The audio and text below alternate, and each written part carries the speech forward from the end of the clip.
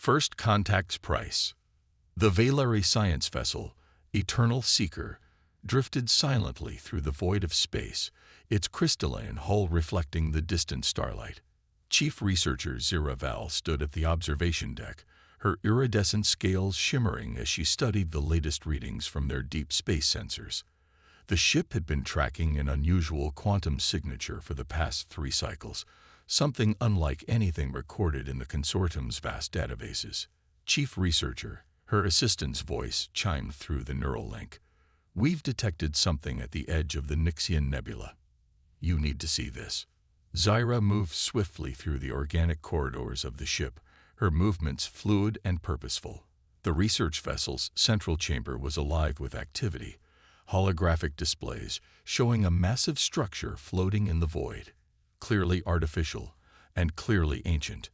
Initial scans suggest it's at least 3,000 cycles old, her assistant, Krell, reported.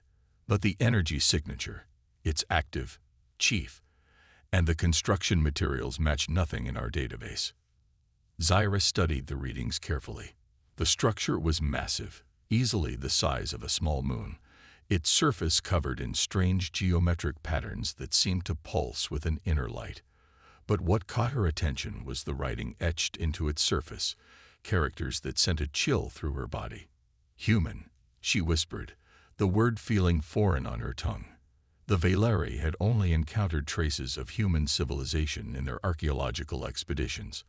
According to ancient records, humans had been a primitive species that vanished during the Great Collapse, when half the galaxy went dark in a single night.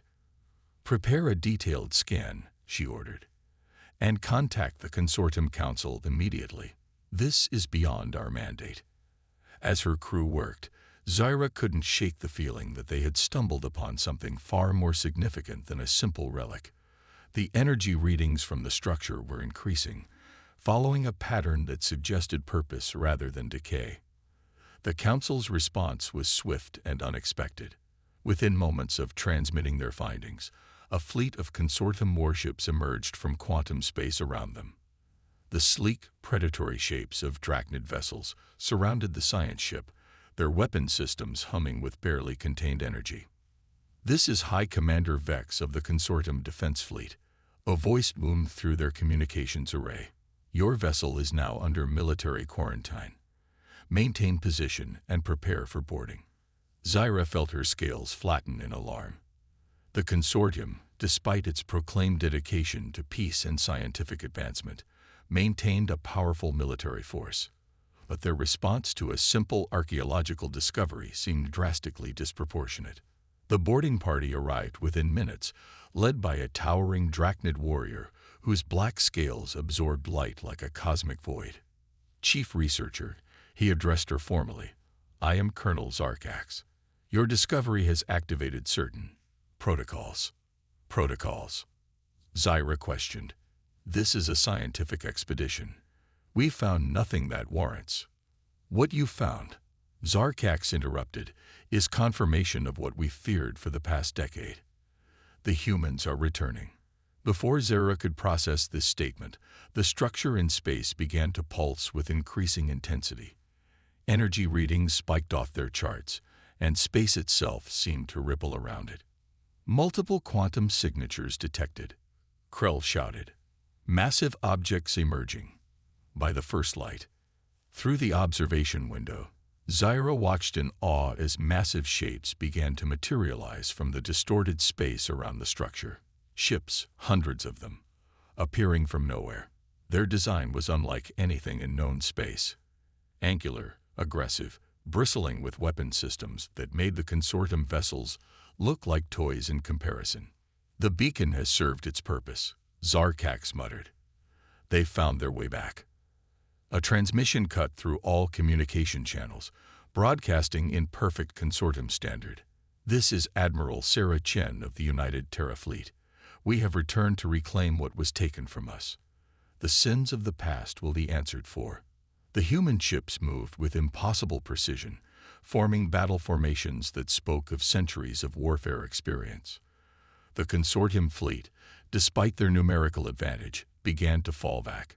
"You don't understand what you've discovered," Zarkax told Zira, his voice heavy with ancient guilt.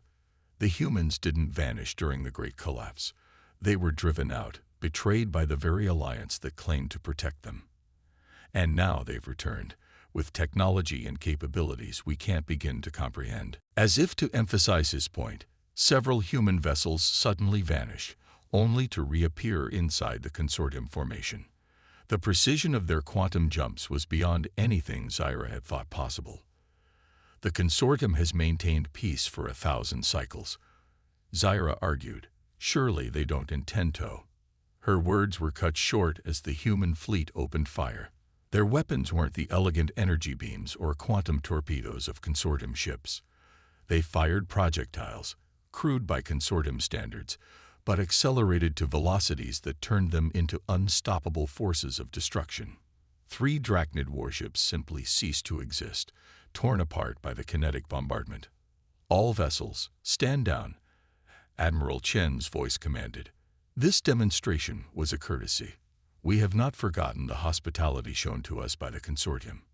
Now we will return it in kind. As Zira watched the unfolding chaos, she realized that everything she knew about galactic history was about to change. The humans hadn't returned as conquerors or refugees. They had returned as judges, armed with the accumulated knowledge and technology of 1,000 years of preparation. And this was only the beginning. The children of Terra. Admiral Sarah Chen stood on the bridge of the UTF Hyperion, her flagship's adaptive glass viewport darkening to compensate for the explosion of another consortium vessel. The battle had been brief, surgical, and entirely one-sided, exactly as planned. "Status report," she commanded, her voice carrying the weight of centuries of preparation. "Minimal damage across all ships." Admiral, her XO, Commander James Rodriguez, reported.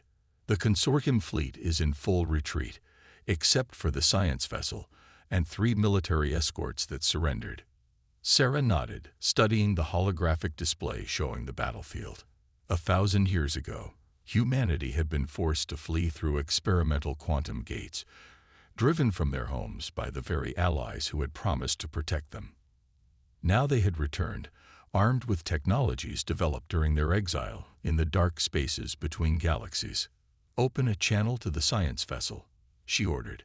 The face that appeared on the screen was distinctly Valary, scaled, elegant, and currently displaying signs of what Sarah's synapsychology training identified as extreme stress. "I am Chief Researcher Zeraval." The alien introduced herself. "Your demonstration was convincing. What are your intentions?" Sarah allowed herself a small smile. "My intentions, Chief Researcher, are to correct a historical injustice. But first, I need information. The Drachnid officer on your ship, Colonel Zarkax. He knows things we need to verify." The Valary scales shifted in what might have been surprise. "You know of him?" "We know everything," Sarah replied. 1,000 years is a long time to gather intelligence. Request permission to dock and begin discussions." The docking procedure was completed within minutes, the advanced human ships making the complex maneuver look effortless. Sarah, accompanied by a small security team, boarded the Valary vessel. The contrast between the organic, flowing architecture of the alien ship and the angular efficiency of human design was stark.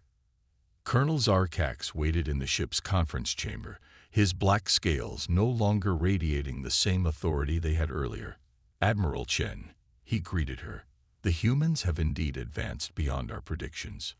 That tends to happen when you force a species to survive in the void between galaxies," Sarah replied coldly.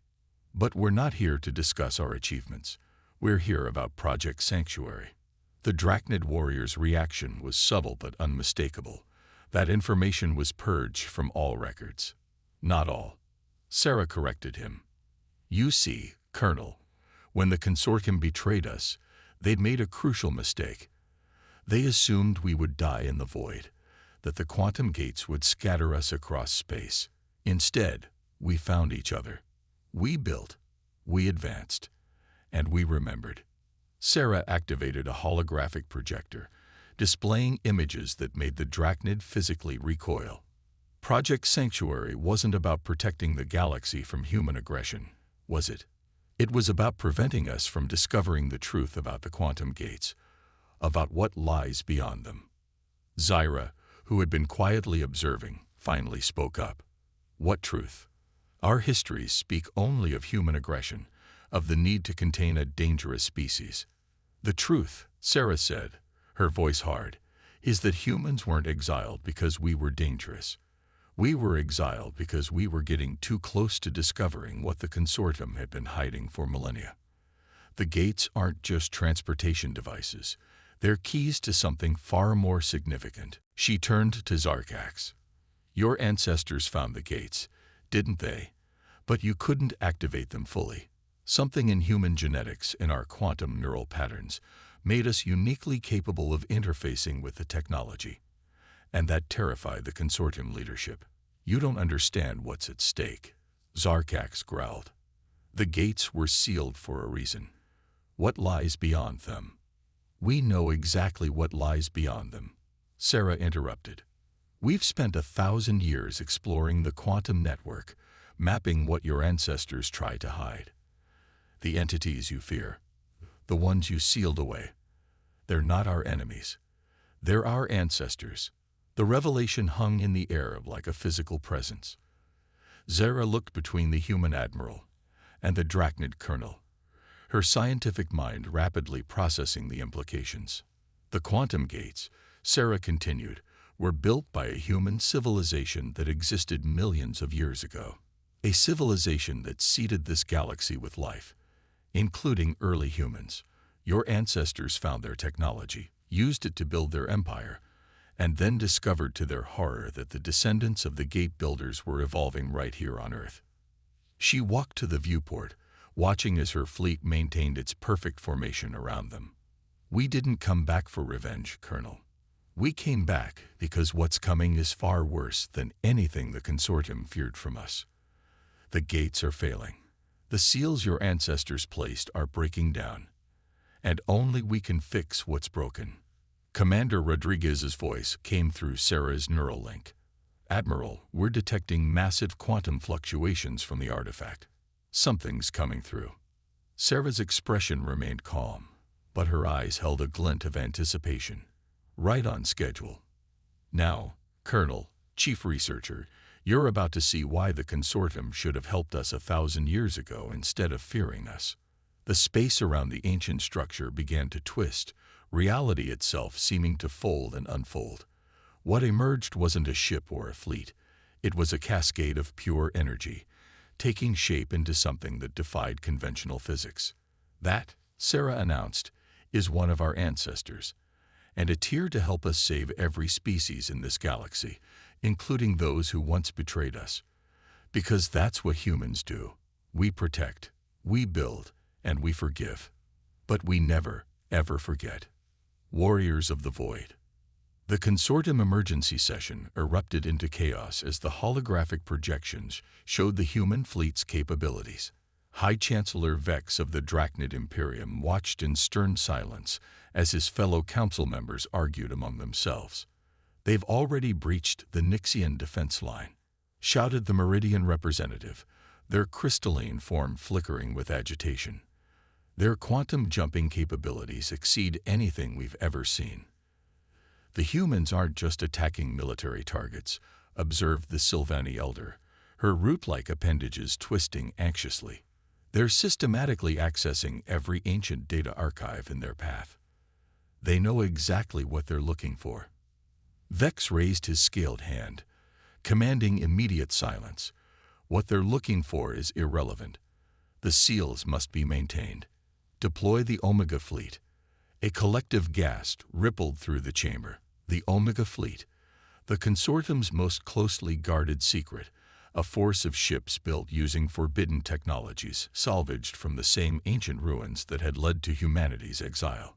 Across space, Admiral Chen watched the consortium's response unfold exactly as predicted. The Hyperion's quantum sensors detected the massive energy signatures of the Omega Fleet emerging from hidden space docks scattered throughout the galaxy. They're really doing it, Commander Rodriguez noted, his expression grim.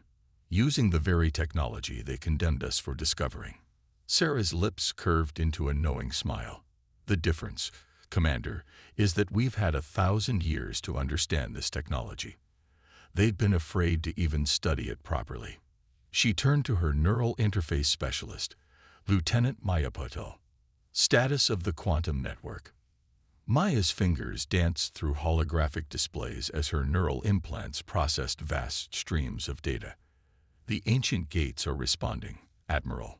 Whatever came through that portal is definitely communicating with them. Energy signatures are shifting. Through the Hyperion's viewport, the energy being that had emerged from the gate continued to evolve, its form becoming more defined. It now resembled a vast, translucent lattice of light and thought, extending tendrils of pure energy through space. All ships, battle formation Delta, Sarah commanded. They'll be here in 3, 2, 1. The Omega fleet arrived in a cascading wave of quantum tunnels, their ships unlike anything the regular consortium forces used. Black hulls that absorbed light, weapons that distorted space itself, and engines that bent reality, all pale imitations of the technology humanity had mastered during their exile. This is High Admiral Krav of the Consortium Omega Fleet, a harsh voice broadcasted across all frequencies. Your presence in this space violates ancient laws. Surrender or be. The transmission cut off as the energy being suddenly expanded, its lattice structure encompassing both fleets. In that moment, every ship's sensors received the same data stream, images, text, and coordinates dating back millions of years. Now they'll understand, Sarah said softly. Show them, Elder. Show them what they've been hiding from themselves. The energy being, the Elder, as Sarah had called it, began transmitting directly into the neural networks of both fleets. The truth unveiled itself in cascading waves of information. Earth hadn't just been another world in the galaxy. It had been a seeding ground, an experiment by the ancient human civilization to recreate their species after a catastrophic war with entities from another dimension. The quantum gates weren't just transportation devices. They were a containment system designed to keep those entities from breaking through into our reality. The ancient humans had sacrificed themselves to create this barrier, leaving behind their technology and a new generation of humanity to evolve naturally, guarded by the gates and the elders who maintained them. By the first light, High Admiral Krav's voice returned, shaken. All this time, we thought we were protecting the galaxy from humanity, when we were actually preventing us from taking up our ancestors' duty. Sarah finished for him. The seals are failing, Admiral Krav. The entities our ancestors fought are testing the barriers again. That's why we had to return. That's why the elders are awakening. Through the quantum network, both fleets could now see it, microscopic tears in space-time, appearing and disappearing throughout the galaxy. The gates had been designed to prevent these tears from growing, but after millennia of neglect and misuse, the system was breaking down. Your ancestors found the gates, Sarah continued, addressing all ships. You used them to build your civilization, but you never understood their true purpose. When you discovered that humans could naturally interface with the technology, you panicked. Instead of helping us reclaim our heritage, you exiled us. And now, a massive quantum fluctuation rippled through space, causing both fleets to shudder. Through the tears, something began to emerge, shapeless forms that defied physics and sanity. Battle stations, Sarah commanded, her voice carrying across all channels. High Admiral Krav, you have a choice to make. Stand with us and learn to use this technology properly, or stand aside and watch as we clean up a mess that's thousands of years in the making. The Omega Fleet's formation shifted, moving to align with the human ships. The consortium stands with humanity, Krav declared, his voice carrying the weight of history changing course. Sarah nodded in satisfaction. All ships prepare for quantum combat protocols. Lieutenant Patel, establish elder tech interfaces across both fleets. Commander Rodriguez, signal the rest of the human fleet to emerge from quantum space. Let's show these interdimensional entities why they should have stayed behind their barrier. The price of peace.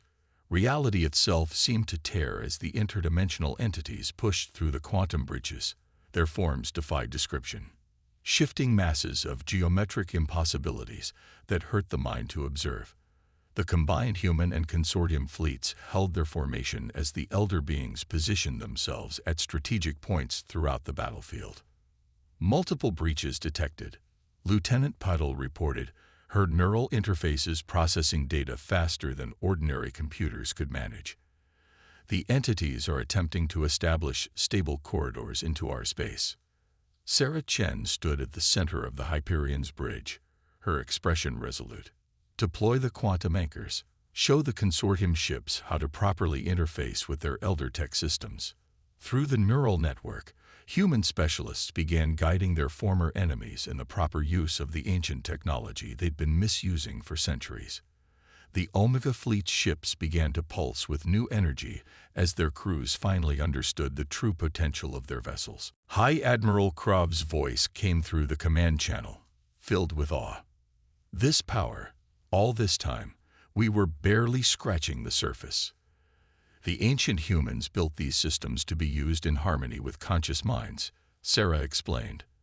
Your automated systems could never fully unlock their potential. Now, focus on the largest breach. We need to demonstrate to these entities that this galaxy is still protected. The first entity to fully emerge was massive, its form spanning several kilometers of twisted space. It reached out with appendages that existed in multiple dimensions simultaneously, trying to grasp the nearest ships. All vessels, execute Protocol Aegis, Sarah commanded. The human fleet moved in perfect synchronization, their elder allies weaving streams of quantum energy between ships. The consortium vessels, newly awakened to their true capabilities, fell into formation alongside them. The battle that followed defied conventional physics. The combined fleet didn't just fight in three-dimensional space. They maneuvered through quantum states, striking at the entities from angles that shouldn't have existed. The elder beings served as both weapons and shields, their ancient knowledge guiding the attacks. From her science vessel, now safely behind the battle line, Zyraval watched in fascination. The humans aren't just fighting, she observed to Colonel Zarkax. They're reconstructing the quantum barrier as they go. Each engagement is strengthening the dimensional walls. The Drachnid warrior nodded grimly. 1,000 years of exile, and they never stopped preparing for this moment. While we hid from the truth, they embraced it. On the Hyperion's bridge, Commander Rodriguez reported, "First entity is retreating, Admiral. The quantum barrier is holding in that sector. But we're detecting larger breaches forming." Sarah's eyes narrowed as she studied the tactical display. "They're testing us, probing for weaknesses." Lieutenant Patel, signal the second wave of human ships to emerge. It's time to show them our full strength. Space twisted again as hundreds more human vessels appeared, each accompanied by their elder partners. The sight of the full human fleet finally assembled was staggering. Thousands of ships, representing the combined military might of a civilization that had spent a millennium preparing for this exact moment. To all consortium vessels, Sarah broadcast, "What you're about to witness is why your ancestors should have helped us instead of fearing us. All ships, initiate Helios Protocol." The human fleet began to move in a complex pattern, their elder allies creating a vast web of quantum energy between them. The pattern wasn't just tactical, it was mathematical, a physical representation of the equations that governed reality itself. By the first light, Krov whispered as he understood, "They're not just fighting the entities, they're rewriting the fundamental laws in this sector of space." "Precisely," Sarah confirmed. "Our ancestors didn't just build barriers, they created a system to actively reject incompatible physics. We're not going to just push these entities back. We're going to make it impossible for them to exist in our reality." The Helios Protocol reached its crescendo as the human fleet, now joined by the quickly learning consortium ships, created a cascading wave of altered spacetime. The interdimensional entities found themselves being pushed back by the very fabric of reality, their forms dissolving as the laws of physics reasserted themselves. But victory came with a price. Several human ships, their crews pushed to the limit by the intense quantum manipulations, began to show signs of stress. The elder beings themselves seemed to flicker, their energy depleting as they maintained the complex quantum equations necessary for the protocol. "Admiral," Rodriguez reported urgently, "we can't maintain this level of reality manipulation for long. The crews, their neural interfaces are overloading." Sarah's face showed the first signs of strain as she managed her own connection to the quantum network. "We don't need to maintain it. We just need to hold on until the quantum cascade reaches critical mass. Time to completion." 30 seconds, Paddle answered, her voice tense. "But the entities are adapting, trying to stabilize their presence in our space." "They always adapt," Sarah said grimly. "That's why we're not going to give them time to. All ships, prepare for final phase. Show them why humanity was chosen to guard reality itself." As the combined fleet prepared for their final push, the very nature of space around them began to change. The price of peace would be high, but the alternative was the unraveling of reality itself. The question was no longer whether they would succeed, but what would remain of them after victory was achieved. Tomorrow's dawn. The quantum cascade reached critical mass in a blaze of impossible light. Reality shuddered as laws of physics were rewritten on a fundamental level. Admiral Sarah Chen stood at her command post, blood trickling from her nose as her neural interfaces strained to maintain the connection with both the elder beings and the quantum network. "Cascade stability at 98%, Lieutenant Paddle reported, her own voice weak from the strain. "The entities are being forced back through the breaches, but—" She hesitated. "Speak freely, Lieutenant," Sarah commanded. "The barriers between dimensions, they're not just damage, they're evolving. The entities' attempts to break through have fundamentally altered their structure. Even if we seal them now, they'll eventually fail again." High Admiral Kraut's hologram appeared on the bridge, his scaled features showing signs of the neural strain as well. "Then all of this was for nothing. We cannot maintain this level of defense indefinitely." Sarah's lips curved into a slight smile. "We never intended to. Lieutenant Patel, initiate Genesis Protocol." The elder beings, who had been maintaining the quantum barrier, suddenly shifted their formation. The lattice of energy they had created began to pulse with new patterns, mathematical equations that wrote themselves into the fabric of space-time. "What are they doing?"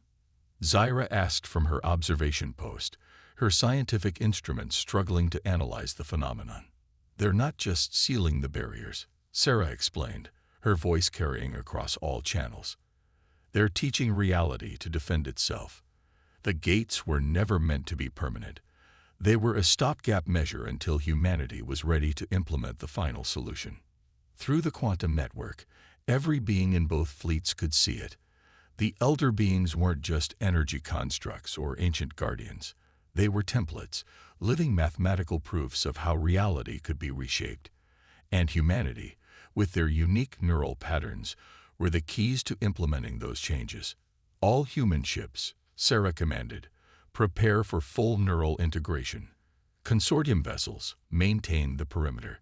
What you're about to witness is the true legacy of our ancestors." The human fleet began to glow with internal light as their crews engaged in complete neural synchronization with their elder partners. The strain was immense. Human minds were never meant to process reality on such a fundamental level, but 1,000 years of preparation had led to this moment. "By all that's sacred," Colonel Zarkax whispered as he watched from the science vessel. "They're not just soldiers or refugees. They're architects of reality itself." The Genesis Protocol reached its peak as thousands of human minds, guided by the elder being's knowledge, began to rewrite the fundamental laws that govern dimensional boundaries. They weren't creating barriers anymore. They were teaching space itself to reject incursions from incompatible realities. The interdimensional entities, sensing the change, launched a final, desperate assault. Reality buckled under their onslaught as they threw themselves against the failing barriers. But this time, something was different. Where they pushed, space itself pushed back. "It's working," Commander Rodriguez announced, pride evident in his strained voice. "The new quantum laws are self-stabilizing. The entities, they're being rejected by reality itself." The price of victory became clear as several human ships went dark, their crews overwhelmed by the neural load. But they had accomplished their task.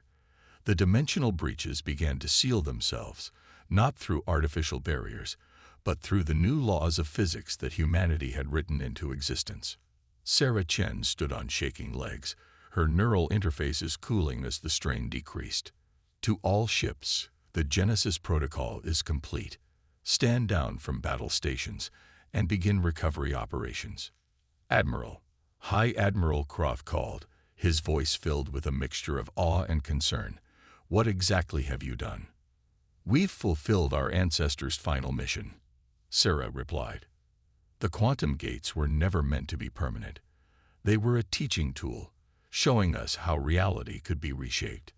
The entities could break through barriers, but they cannot exist in a universe that fundamentally rejects them." Zyra's scientific mind raced with the implications. The gates, the elder beings, the 1,000 years of exile. It was all preparation for this moment.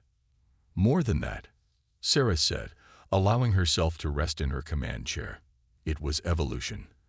Our ancestors didn't just leave us technology. They left us a path to become what they once were. Guardians not through force or barriers, but through understanding the deepest laws of existence." As the combined fleet began rescue operations for the damaged vessels, the elder beings started to fade. Their purpose was fulfilled. They had guided humanity to this moment, and now reality itself would carry on their work. "To all consortium vessels," Sarah broadcast, "we didn't return for revenge. We returned to finish what our ancestors started. Now, we offer you a choice. Continue as you were, using technology you barely understand, or join us in learning the true science our ancestors left behind." High Admiral Krov's response was immediate. "The consortium acknowledges its historical mistakes, Admiral Chen. We would be honored to learn." The quantum gates across the galaxy began to shift, their energy signatures changing as they adapted to the new laws of physics. They would no longer serve as barriers or transportation devices, but as teaching tools for the next generation of both humans and consortium species. "Tomorrow's dawn will be different," Sarah announced to the fleet. "Not because we won a war, but because we finally understood what victory truly meant. We are all children of this reality, and now we are all its guardians." As the human and consortium ships set course for Earth, humanity's first return to their homeworld in a millennium, the universe around them pulsed with new life. The age of barriers and fear was over. The age of understanding had begun. In the depths of space, reality itself seemed to smile, as if pleased that its children had finally learned to write their own laws.